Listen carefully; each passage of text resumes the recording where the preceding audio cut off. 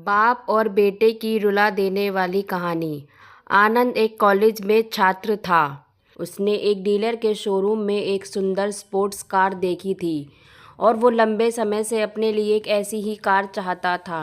आनंद जानता था कि उसके माता पिता इसे खरीदने के लिए सक्षम हैं, इसलिए उसने उन्हें बताया कि उसे ये कार अपने ग्रेजुएशन कंप्लीट होने पर गिफ्ट के रूप में दे। देखते ही देखते वो दिन भी आ गया और पिता ने जेम्स को अपने निजी कार्यालय में बुलाया।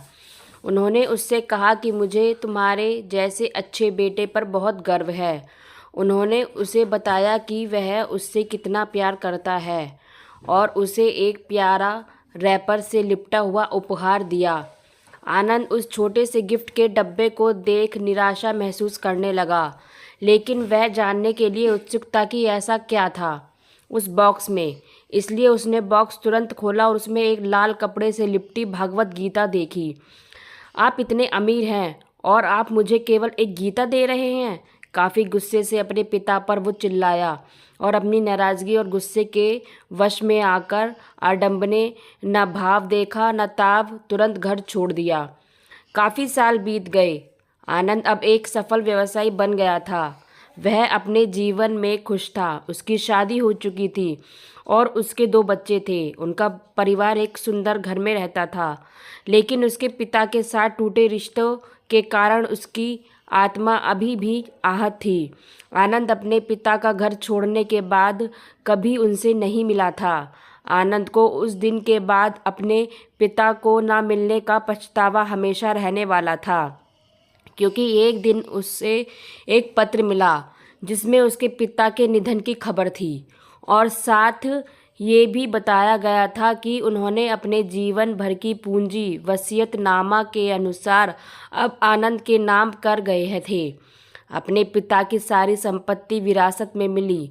तब आनंद अपने पिता के घर पहुंचा और कुछ महत्वपूर्ण कागज की तलाश करने लगा और गलती से उसे वही भागवत गीता का उपहार लिपटा हुआ मिला, जिसे देख उसे फिर उसी उदासी का एहसास हुआ। उस गीता को उसने अच्छे से देखा तो उस पर अपने पिता की हैंडराइटिंग में कुछ लिखा पाया।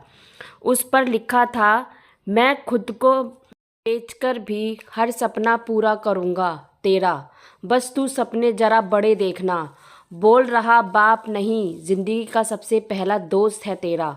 ये कविता पढ़ी ही थी कि अचानक उस किताब से एक चाबी गिरी, जिसके ऊपर लगे टैग पर उसके ग्रेजुएट होने की तारीख के साथ कॉन्ग्रेचुलेशन और आई लव यू लिखा हुआ था।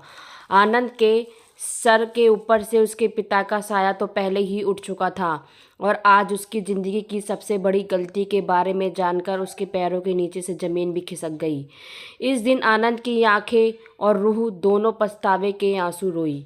तो फ्रेंड्स, ये कहानी आपको कैसी लगी कमेंट्स बॉक्स में ज़रूर बताइएगा और इसे लाइक व शेयर ज़रूर कीजिएगा और चैनल पर नए हैं तो सब्सक्राइब कीजिएगा। कहानी सुनने के लिए धन्यवाद।